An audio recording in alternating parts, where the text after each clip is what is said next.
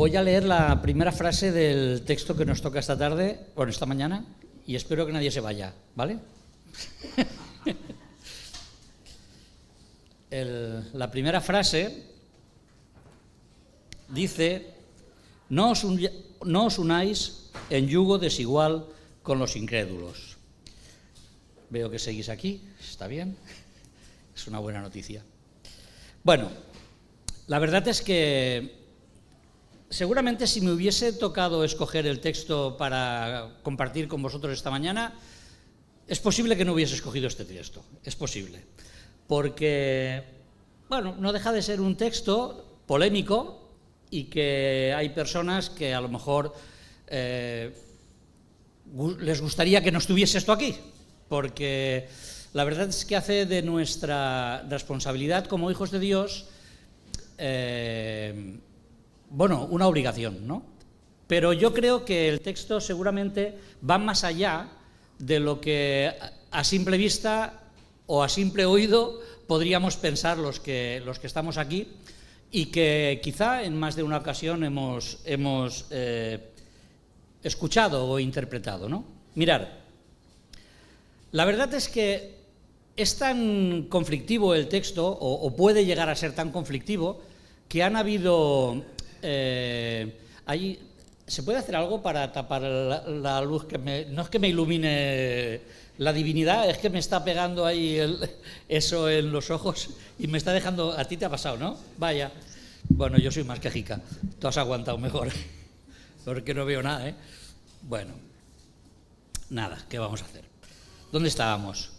Bueno, la verdad es que decía... Ahí, gracias, ya está, Isaac, ya está. Oh, qué bien. Estaba llorando y no era de emoción, ¿eh? Era de que los ojos... Bueno, luego lo cortáis esto, ¿eh? Que si no, no queda bien la grabación. Bueno, volvamos. Sí, la verdad es que es un texto que nos responsabiliza, pero que yo creo que va bastante más allá de lo que a simple vista podemos ver, ¿no? Y para eso necesitamos acercarnos un poquito al texto que estamos viendo durante todos estos meses, ¿no? Ya lleváis tiempo leyendo la segunda carta a los Corintios y, bueno, pues escuchando lo que el Señor nos dice a través de ella. La semana pasada, Luis hablaba de la necesidad del arrepentimiento, tomando como base los versículos anteriores, y nuestra necesidad de comunicar honestamente el Evangelio. Y fijaros si en algunos sectores genera polémica o incomprensión el texto del que vamos a hablar esta mañana, que incluso hay estudiosos bíblicos que dicen que este texto en realidad no está bien aquí, no está bien puesto. ¿Tenemos el mando de pasar diapositivas? ¿Ah, sí? Vale, pues nada, muy bien. Pues si podéis poner la primera, por favor. Esta. Vale. El texto que nos toca compartir hoy es el que no está aquí. Es el que comprende desde el capítulo 6, versículo 14, hasta el capítulo 7, versículo 1. Y fijaros que he querido poner los versículos anteriores y posteriores porque algunos estudiosos de las Escrituras dicen que por el contexto de la carta parece que ese texto que tenemos no va ahí. Veremos que realmente tiene todo el sentido que esté ahí. Pero fijaros, dejadme que lea con vosotros este texto. Dice, voy a leer en el capítulo 6, versículo 11, y digo que a nosotros nos toca a partir del 14, pero fijaros lo que dice. Y voy a leer en la Nueva Traducción Viviente, que es una versión con un lenguaje más sencillo. Dice, oh queridos amigos corintios, les hemos hablado con toda sinceridad y nuestro corazón está abierto a ustedes. No hay falta de amor de nuestra parte, pero ustedes nos han negado su amor. Les pido que respondan como si fueran mis propios hijos. Ábrannos su corazón. Pasamos al capítulo 7, versículo 2. Y empieza, por favor, ábrannos su corazón. No les hemos hecho mal a nadie, ni hemos llevado a nadie por mal camino, ni nos hemos aprovechado de nadie. No les digo esto para condenarlos, Ya les dije antes que ustedes están en nuestro corazón y que vivimos o morimos junto con ustedes. Tienen toda mi confianza y estoy muy orgulloso de ustedes. Me han alentado en gran manera y me han hecho feliz a pesar de todas nuestras dificultades. ¿Os dais cuenta? ¿Verdad que parece que el último del siglo 6-13... gracias, molt bé. ¿Verdad que parece que 6.13 enganche con 7.2 directamente? Es como no sé, como un pack, ¿no? Y en cambio, Pablo ha metido ahí un texto que algunos, como os decía, algunos intérpretes de las Escrituras dicen, no está, este texto no está bien. Entonces quiere decir que ese texto no es de Pablo. O que es de una tercera carta que se perdió y que alguien ha metido aquí. La verdad es que si nos acercamos al texto con honestidad, con sinceridad y con humildad, nos daremos cuenta que realmente está donde debe estar y Pablo lo puso ahí inspirado por el Espíritu Santo y con una intención correcta. La verdad es que antes de leer completamente el texto que tenemos por delante, debemos de entender cuál era la situación en que la iglesia de Corinto se estaba moviendo. Y yo siempre digo cuando estudiamos una carta que a veces no es fácil entenderlo directamente, ¿no? Porque no sé si me habréis escuchado, igual alguna vez me habéis escuchado decir esto, ¿no? Esto es como cuando leemos una carta apostólica, es como si escuchásemos una conversación telefónica, pero que solo escuchamos a uno de los que hablan, solo escuchamos al que tenemos al lado, al otro no le escuchamos. Por lo tanto, tenemos que imaginar qué es lo que el otro o la otra persona está diciendo para recibir ciertas respuestas. Pues nos pasa algo parecido con las cartas apostólicas. Tenemos respuestas a ciertas cuestiones, pero desconocemos cuáles son las preguntas, ¿no? En el tema de la carta a los Corintios, quizás es un poquito más fácil, porque Pablo como que abre su corazón y explica qué es lo que hay en él, ¿no? Y en esta carta, él lo que está diciendo es que había una relación con la iglesia de Corinto, con los hermanos de la iglesia de Corinto, que se había tensado. Se había tensado por ciertas cosas, por ejemplo, porque había un ambiente hostil contra él. Habían falsos maestros que habían entrado en la iglesia y que habían empezado a hablar mal de Pablo.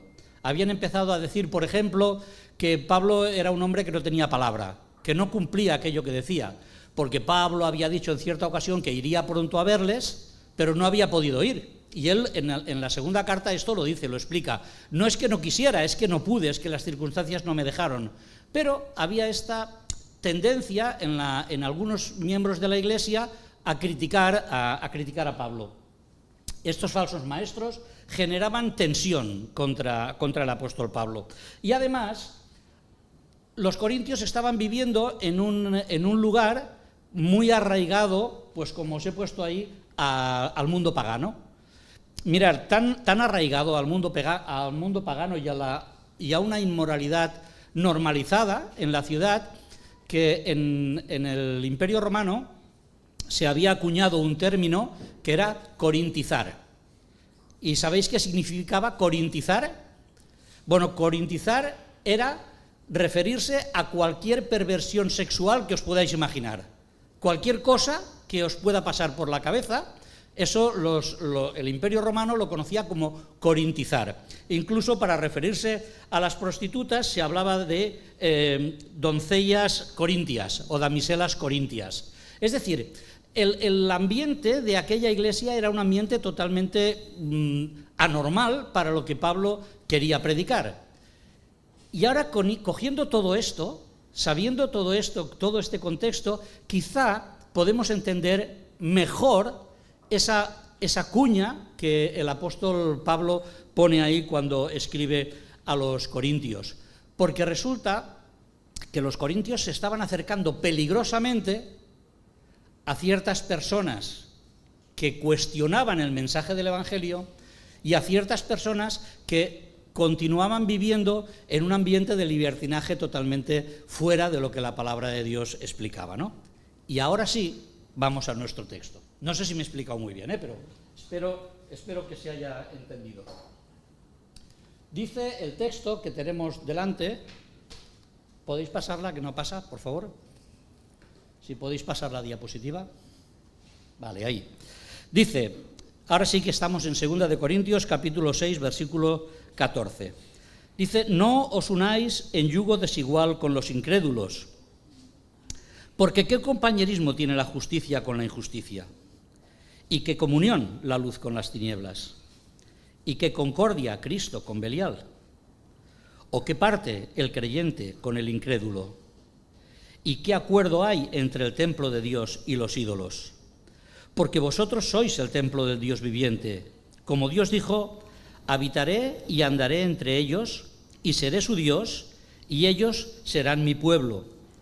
Por lo cual, salid de en medio de ellos y apartaos, dice el Señor, y no toquéis lo inmundo, y yo os recibiré.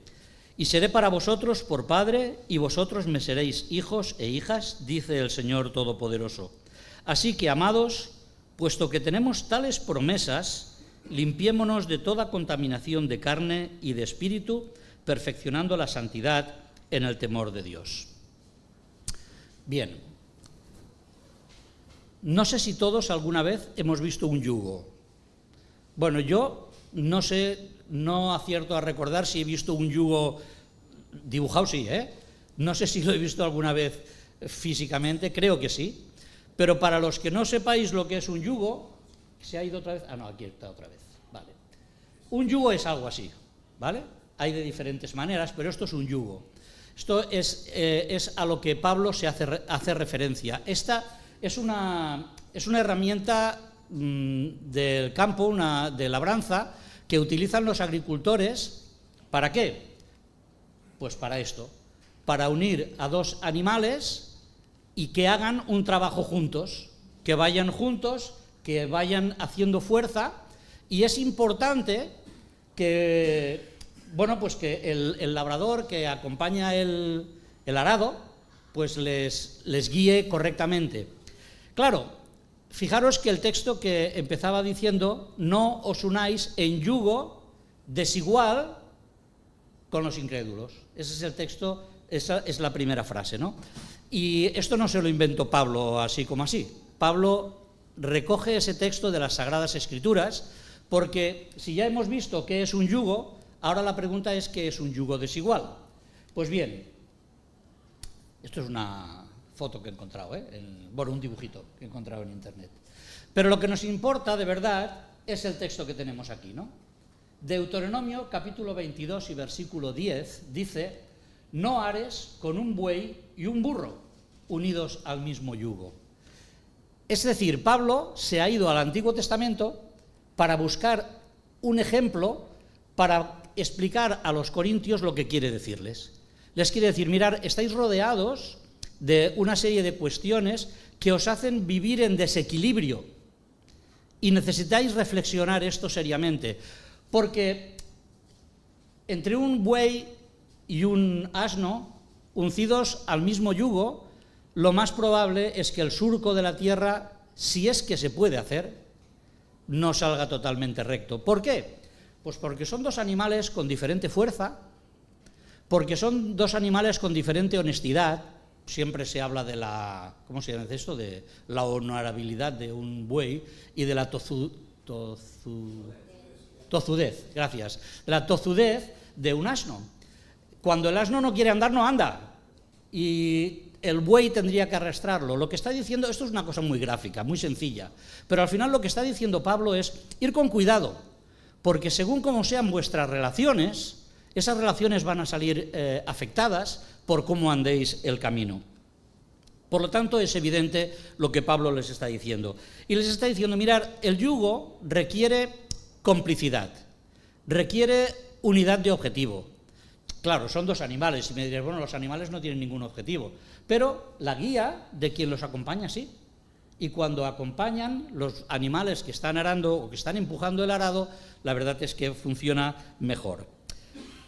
Pero como os decía al principio, aunque evidentemente cuando hablamos de este texto estamos pensando en las relaciones entre matrimonios, entre noviazgo, la verdad es que esto va mucho más allá.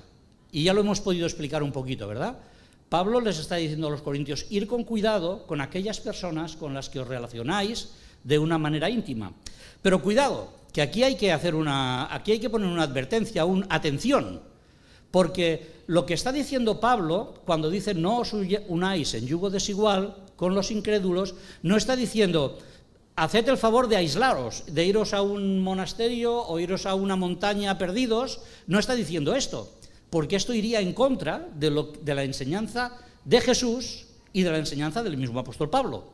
Él lo que está diciendo, o sea, encontramos enseñanzas del Señor Jesús que dice, precisamente cuando oraba al Padre, le decía, no ruego que los quites del mundo, ¿verdad? Que el Señor decía esto, no ruego que los quites del mundo, no los apartes, guárdalos del mal. Están aquí, pero guárdalos para que no sean contaminados. Y Pablo, fijaros, Pablo en la primera carta, a los corintios también les dice, os escribo por carta que no os juntéis con los fornicarios. Y entonces aclara, no absolutamente con los fornicarios de este mundo, o con los avaros, o con los ladrones, o con los idólatras, pues en tal caso os sería necesario salir del mundo.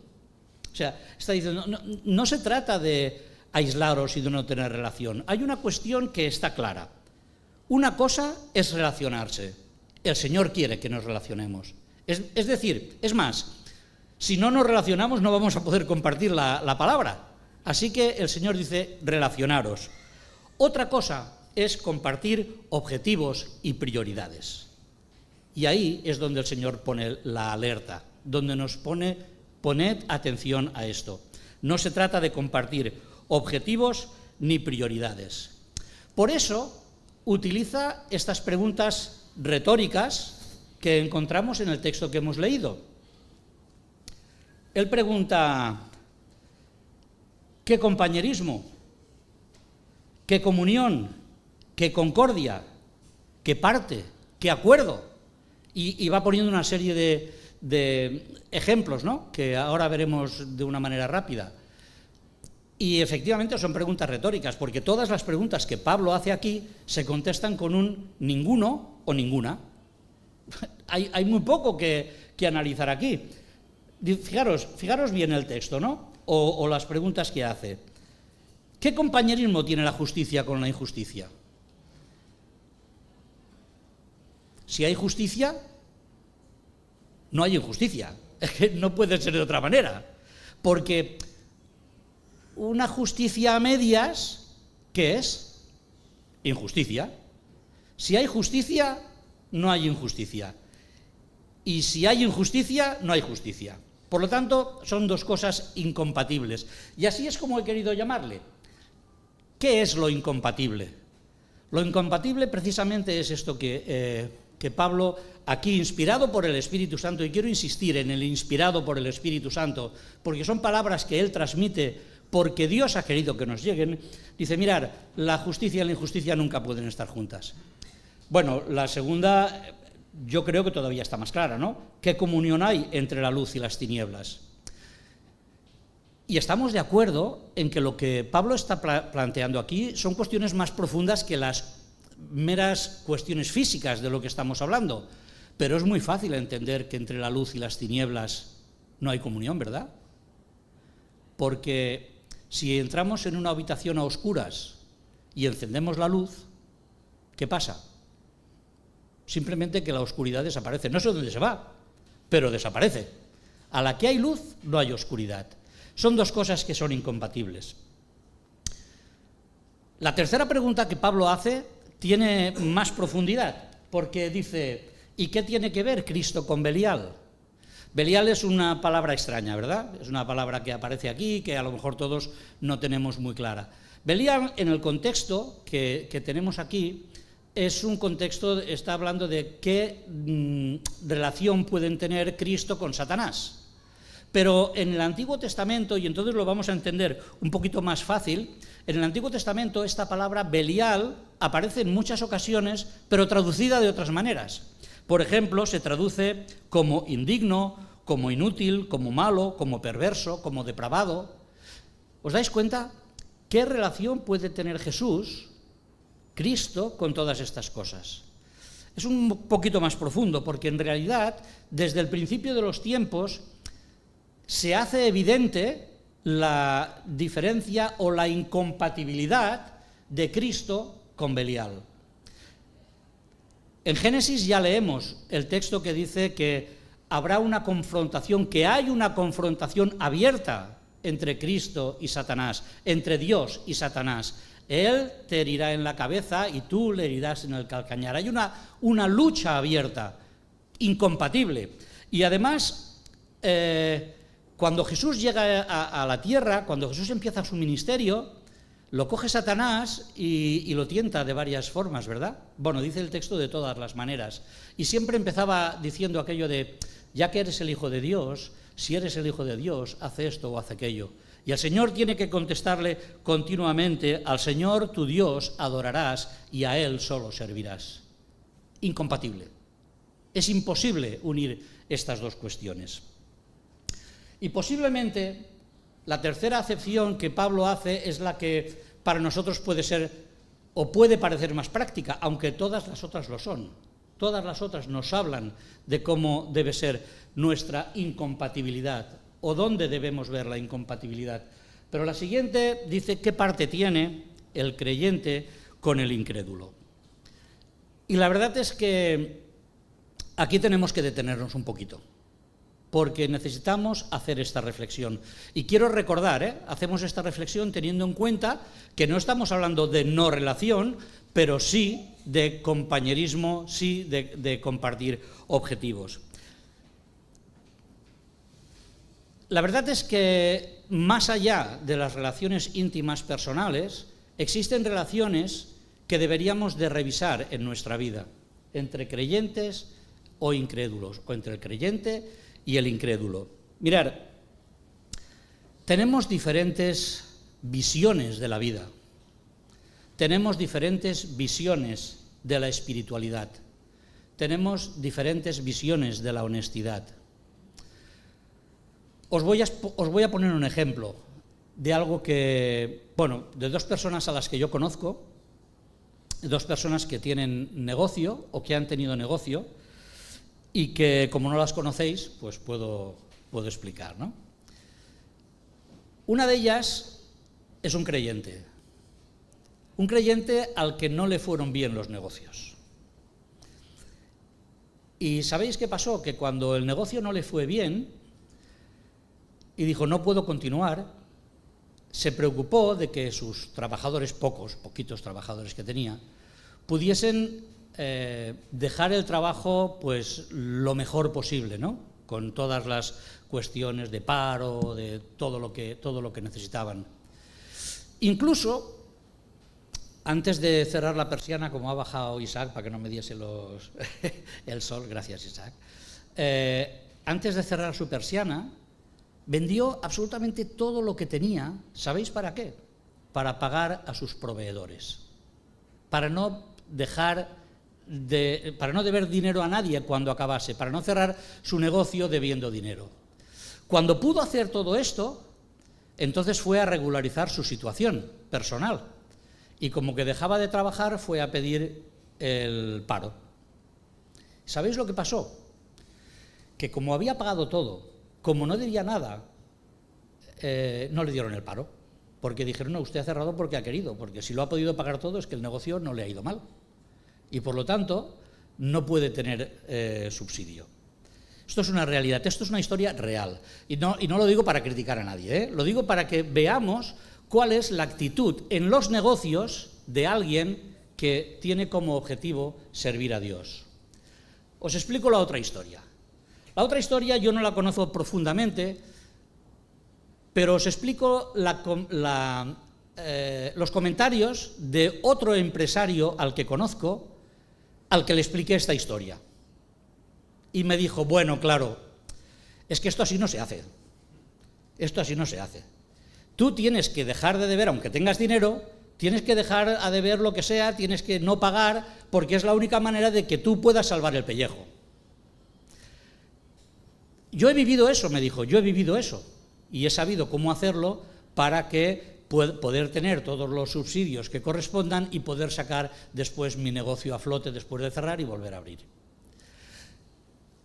No pretendo con esto que cada uno piense que es lo que, bueno, pues lo que estaría bien en nuestro caso, ¿no? Lo que estoy diciendo es que el creyente y el incrédulo tienen diferente forma de ver las cuestiones. Y me pregunto, ¿y si el creyente este del que os hablo y el incrédulo este del que os hablo hubiesen sido socios? ¿Cómo habría acabado esta historia? Seguramente en conflicto. O uno de ellos tendría que haber cedido. En todas estas cuestiones, justicia, injusticia, luz, tinieblas, Cristo, Belial, creyente, incrédulo, templo de Dios y ídolos, si uno gana, el otro pierde. Y esto es lo que el Señor nos está explicando con este texto con el que inspiró a Pablo. Si ahora vamos a la relación íntima entre novios o entre matrimonio, nos vamos a encontrar con otras dificultades añadidas. Ya no es una cuestión legal, no es una cuestión de cómo tratamos nuestro negocio, es una cuestión de cómo nos vamos a relacionar entre nosotros, cómo vamos a vivir nuestra espiritualidad con visiones diferentes, cómo vamos a educar a nuestros hijos si los tenemos.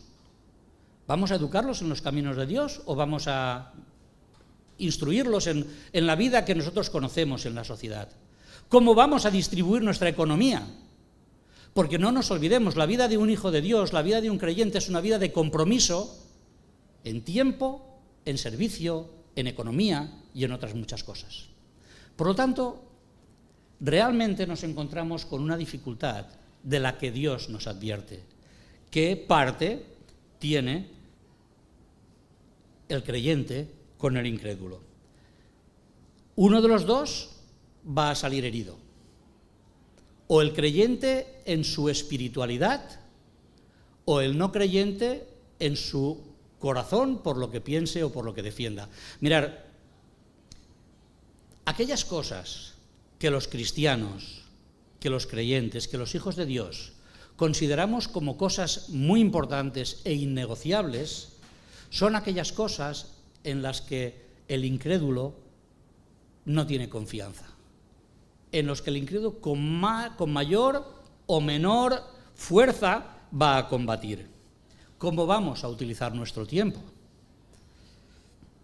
Mirad, leyendo para preparar un poquito este comentario con vosotros, leí una frase que me llamó mucho la atención y en la que me quedé un ratito parado, y decía: glorifica a Dios en obediencia.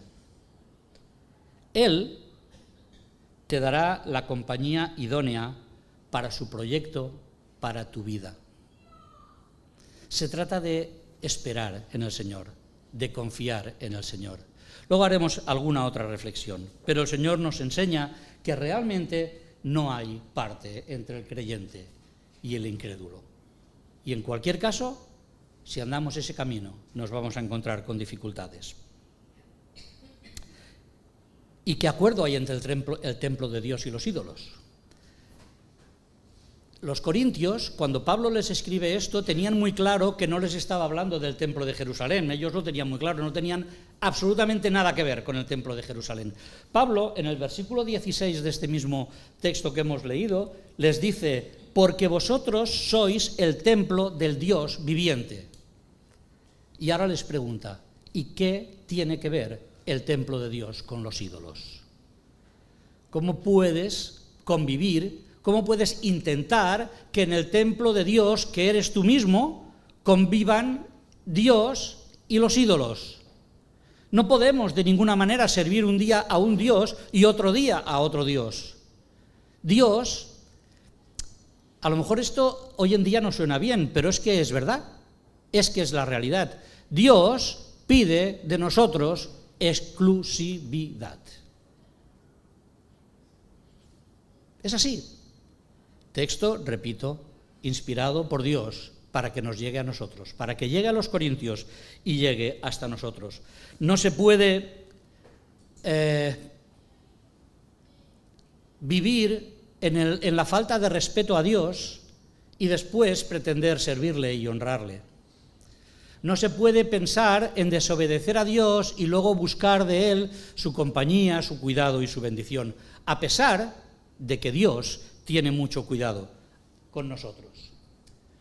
Cuando las lealtades íntimas generan prioridades opuestas, comprometen nuestros objetivos. Debería quedarse esta frase en nuestra cabeza.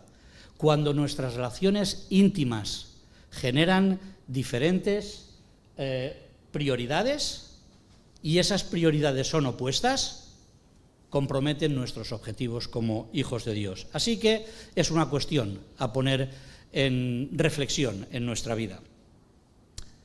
Esto es lo incompatible, pero si ahora vamos a lo imprescindible, tenemos la segunda parte de lo que Pablo quiere decir a los corintios y en consecuencia nos quiere decir a nosotros. Y fijaros que él utiliza un versículo, el versículo 17, que dice: salid de en medio de ellos y apartaos, dice el Señor, y no toquéis lo inmundo. Suena radical, ¿verdad? Suena muy radical, pero vamos a acercarnos un poquito, vamos a intentar bajar a nuestro suelo para poder entender qué está diciendo aquí Pablo. Primero está recogiendo de nuevo un texto del Antiguo Testamento en el que quiere explicar a los corintios qué es lo que Dios espera. Y aunque podríamos detenernos en cada una de estas opciones, salid, apartaos y no toquéis, aunque las hablaremos un poquito de ellas, yo quiero que pensemos en ellas como en un paquete.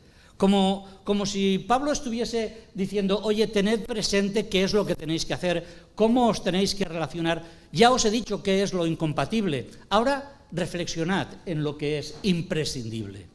Y lo que es imprescindible es que tengamos una capacidad de entender dónde está nuestro lugar. ¿Cuál es nuestro lugar en relación a las relaciones íntimas con las que podemos estar conviviendo? Tenemos muchos ejemplos en la palabra de Dios de momentos en los que el Señor coge a su pueblo y les dice: tenéis que salir de ahí. Tenéis que salir de ahí porque ahí no podéis vivir vuestra espiritualidad. Abraham, ¿recordáis a Abraham? Pues Dios coge a Abraham, que vivía seguramente bien donde estaba, y le dice: mira, tienes que salir de ahí. Sal de tu tierra y de tu parentela y vete al lugar que yo te llevaré. ¿Por qué? Pues porque, entre otras cosas, Abraham vivía en una sociedad que su espiritualidad era la que era. Estaba rodeado de divinidades, de formas de culto especiales, y Dios quiere que Abraham salga de allí y se sitúe en un lugar en el que pueda tener una relación íntima con él. Y le dice: sal de ahí de donde estás. Cuando, un poquito más tarde, Lot, el pariente de Abraham, se va acercando cada vez más a Sodoma, y acaba en un lugar en el que su vida se está corrompiendo y la de su familia, ¿qué hace? Dios envía ángeles que le digan: sal de aquí, no puedes estar aquí, porque si sigues aquí, si sigues conviviendo en este lugar en el que no te corresponde, el castigo que va a caer también sobre ti. Así que Dios saca a Lot de aquel lugar. ¿Y qué diremos de Israel? Al que saca de Egipto con mano fuerte, ¿para qué? Para ser liberado de la esclavitud y para que puedan vivir su realidad espiritual con el Dios que de verdad les ha salvado, no con los dioses de Egipto, sino con los dioses con el Dios verdadero, el único que les ha podido liberar. Y fijaros si es importante el texto este que Pablo utiliza aquí, que no es la primera vez. Pablo, os he dicho que hace referencia a un texto del Antiguo Testamento que veremos de aquí un momentito, pero el apóstol Juan hace referencia a ese mismo texto cuando escribe Apocalipsis, y él dice: oí una voz del cielo, es decir, una voz del cielo, Si escuchases una voz del cielo hoy, seguramente harías caso, digo yo también, O sea, si escuchamos una voz del cielo, a lo mejor tendríamos una reacción. Pues Juan escucha una voz del cielo y le dice: oí otra voz del cielo que decía: salid de ella. El contexto de este versículo es en la Babilonia espiritual, es decir, cualquier entidad, cualquier gobierno que se opone a la voluntad de Dios, dice: salid de ella, pueblo mío. Y fijaros lo que dice Apocalipsis, estoy en 18:4, Apocalipsis 18:4, para que no seáis partícipes de sus pecados, ni recibáis parte de sus plagas. El pueblo de Dios, el Hijo de Dios, el creyente que no tiene parte con los incrédulos, tiene que salir del lugar que no es su lugar para poder vivir el cuidado de Dios y no acarrear también con las consecuencias. Porque mirar, queramos o no queramos, hay situaciones en la vida que nos superan. Y os pido una reflexión honesta sobre cada uno de nosotros, ¿no? Cada uno sobre él mismo. ¿Qué cosas de las que hay en nuestro alrededor nos hacen difícil tomar decisiones correctas? Dice una historia bíblica que en cierta ocasión un hombre que amaba a Dios se vio tentado por una mujer que se quería aprovechar de él. Estoy hablando de José y de la mujer de Potifar. ¿Y sabéis cómo acaba la historia? No sé si todos la tenemos en mente. ¿Cómo acaba? Que José sale huyendo. Y ese es el consejo de la palabra de Dios. Si no puedes enfrentarte, huye. Huye de aquello que está fuera de tus fuerzas. Huye de aquello que en ocasiones está gobernado por tus sentimientos. Porque hay veces que nuestros sentimientos nos llevan por caminos que no son los que deberíamos andar. No siempre somos capaces de enfrentar esas situaciones. Y dejadme que os diga que si Dios nos manda algo, si Dios lo dice, como hemos estado leyendo en estos textos, no consultes a tus sentimientos. Quizá te están engañando. Dios es el que tiene la palabra. Dios es el que tiene la dirección. Y cualquier cosa que surja de nosotros mismos puede estar realmente equivocada. Lo imprescindible es apartarse, es salir y es apartarse. Y bueno, yo ahora no puedo deciros de qué tenéis que apartaros o de qué tenemos que apartarnos. Yo pienso seguramente en aquellos cristianos a los que Pablo estaba escribiendo y lo difícil que tenía que ser para ellos apartarse de aquella sociedad. Pensad que todos ellos, o la mayoría de ellos, salían de esa sociedad que hemos descrito, una sociedad corrompida, una sociedad altamente inmoralizada, y los cristianos que formaban la iglesia de Corinto tenían familia que no habían conocido a Cristo, tenían vecinos que no habían conocido a Cristo, tenían compañeros que no habían conocido a Cristo. Por eso Pablo les está diciendo, no os unáis en yugo desigual, porque la sociedad les empujaba a algo que no era lo que les convenía. Les empujaba a hacer cosas que estaban fuera de la voluntad de Dios. Por eso Dios les tiene que advertir. Y habían muchos de ellos que para dar testimonio tuvieron que apartarse de cosas incluso legítimas. Y pienso yo, a lo mejor estoy equivocado, pero pienso yo en los albañiles que trabajaban y que se tenían que negar o que se pudieron negar a levantar un templo pagano por su fe en el Señor. O al sastre, que se negó a confeccionar trajes para los sacerdotes. O los soldados, que como todos los soldados tenían su turno en el que tenían que encender incienso a los dioses para que les protegiesen la batalla. Tuvieron que apartarse de cosas que posiblemente eran su modo de subsistencia. Pero habían escuchado a Dios. Salid, no os unáis y apartaos. Ni toquéis lo inmundo. Como decía antes, el texto es radical, pero creo que debemos entenderlo en su profundidad y en su realidad. Este versículo, precisamente, tiene como base el que os decía del Antiguo Testamento, concretamente Isaías capítulo 52 y versículo 11. El texto dice, apartaos, apartaos, salid de ahí, no toquéis cosa inmunda, salid de en medio de ella, purificaos los que lleváis los utensilios de Jehová. Y el contexto de este versículo está en la salida del pueblo de la cautividad de Babilonia. Llegó un momento en que los cautivos de Babilonia fueron llamados por el Señor a volver a su tierra. Y sabéis lo que había pasado, ¿no? Os lo explico un poquito, quizá alguien no está tan familiarizado con el texto bíblico. Cuando Nabucodonosor entró en Jerusalén, arrasó el templo de Jerusalén y se llevó los tesoros del templo. se llevó los utensilios que se utilizaban para adorar a Dios, para servirle. Y esos objetos estaban guardados en Babilonia. Y cuando les dijeron, podéis volver a vuestra tierra, les dijeron, podéis llevaros lo que era vuestro. Pero, ¿sabéis? Había una tentación tremenda. Porque aquellos utensilios del templo, aquellas obras de arte, aquellas riquezas que había en el templo, estaban seguramente en un almacén con otras cosas. A lo mejor de otros templos, a lo mejor de otras tierras a las que Nabucodonosor había sometido también. Y había una tentación, habían cosas apetecibles, habían cosas que llamaban la atención. ¿Y si nos llevamos esto también? No toquéis cualquier cosa que ofende a Dios. Ese es el mensaje radical del Señor.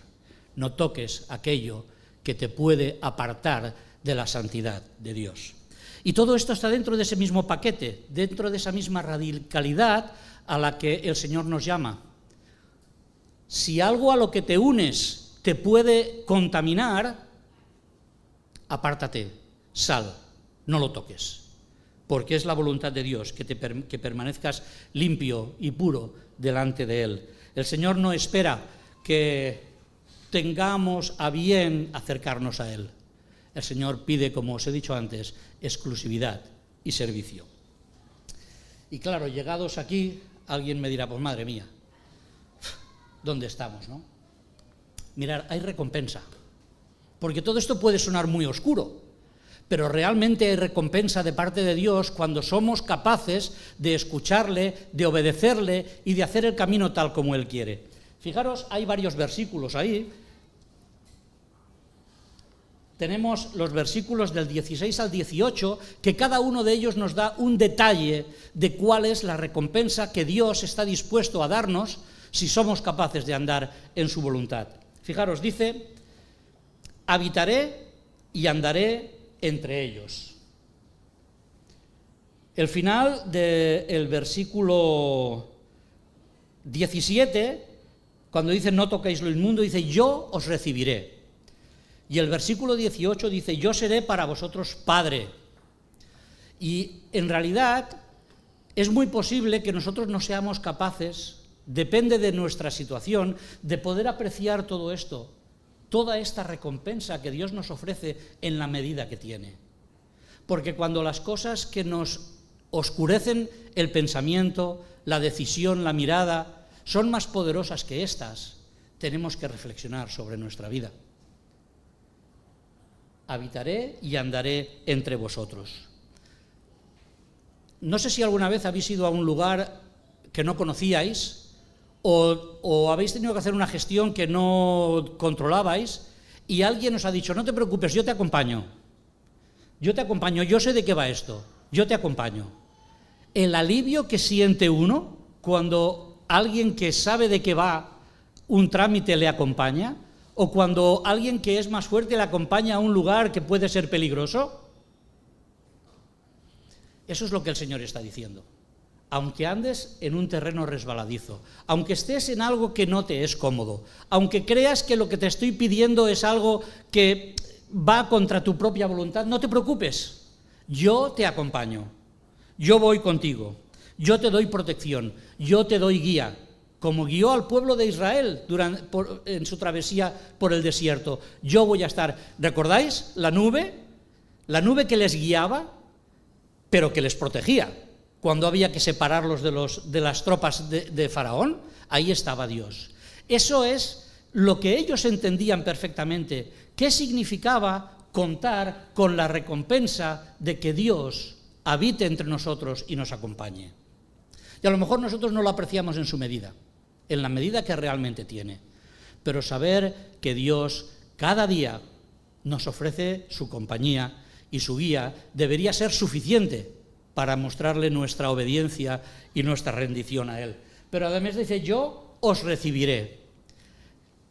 Bueno, vale, nos recibirá, nos abrirá la puerta, podremos entrar. Cuando alguien vamos a su casa y nos da la bienvenida, nos ofrece, estás en tu casa, ¿verdad? Nos dicen, estás en tu casa, pero no es nuestra casa. Pero mirar, Dios, cuando dice que os recibiré, sabe muy bien lo que está diciendo. Sabe que está diciendo, por ejemplo, que aunque hayas hecho lo que hayas hecho, que aunque hayas caminado lejos de Él, que aunque hayas malgastado tu vida, que aunque no sepas por dónde seguirle, cuando llegas a su casa, te recibe y te da un vestido nuevo. Un vestido de justificación. Un vestido que puedes lucir con el perdón de Dios, con los méritos de Jesucristo y que te abren la puerta. Es un traje extraordinario, porque es el traje del amor, de la justicia y de la grandeza de Jesucristo. Traed el vestido nuevo y vestidle. Eso fue lo que el padre del hijo pródigo que había abandonado su casa le dijo. Eso significa que Dios nos recibe. Yo os recibiré. Yo os pondré anillo. Poned el anillo en su mano.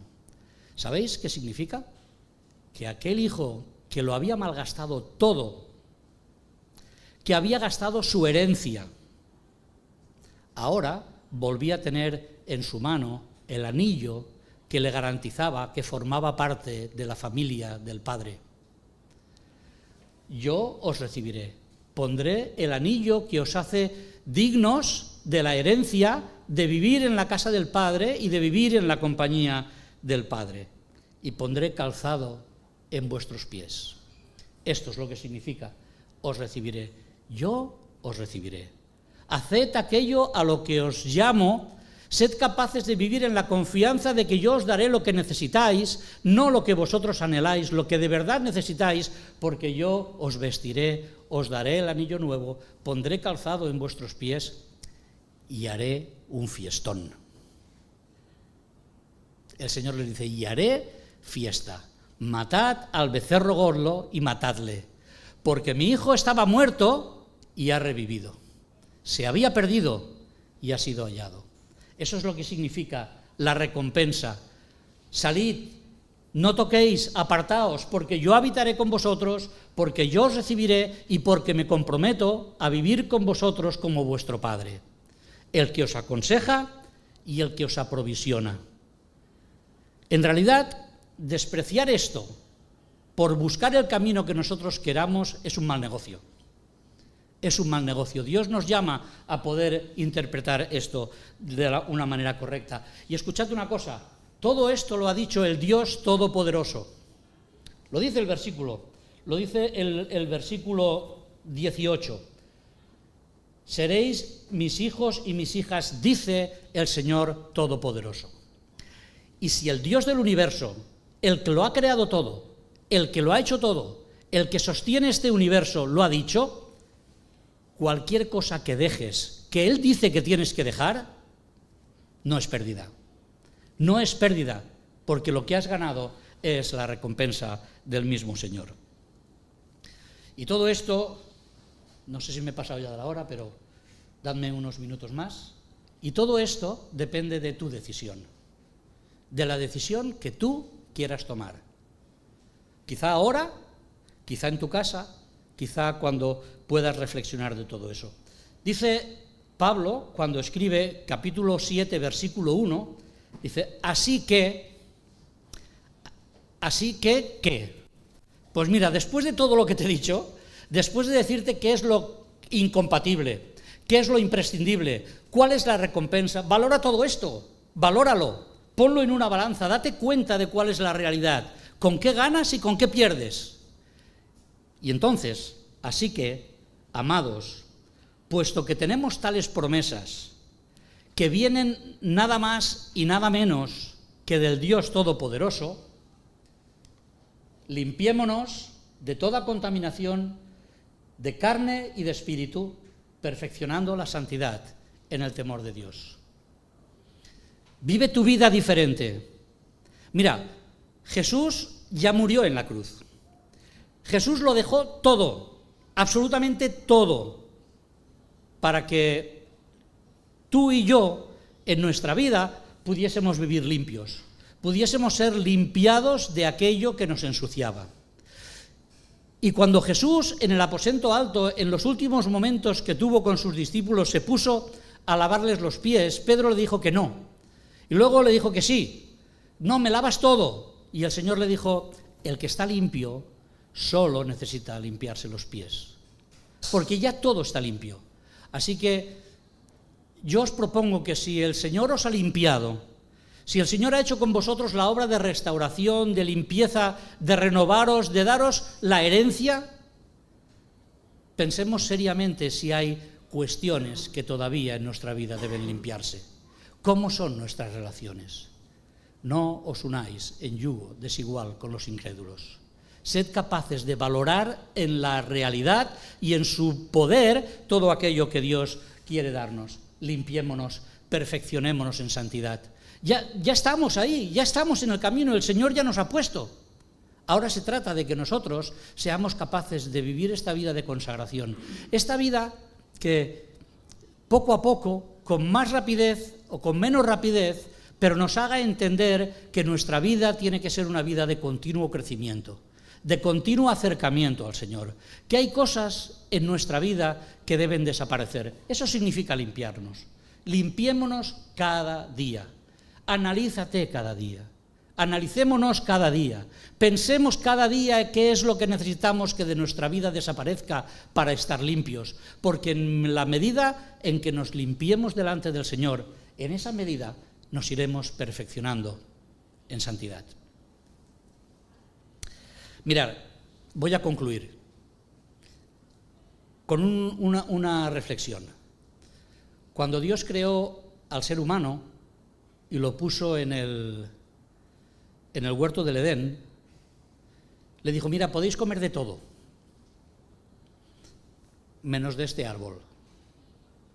Y les dijo, y si coméis de este árbol, las consecuencias para vosotros serán muy graves. Recordáis el texto, ¿no? El día que comiereis de este árbol moriréis. Se refería evidentemente a una muerte espiritual. Pero lo que Dios les está diciendo es, mirad, no comáis de él. Las consecuencias de comer de este árbol son nefastas para vosotros. No lo hagáis.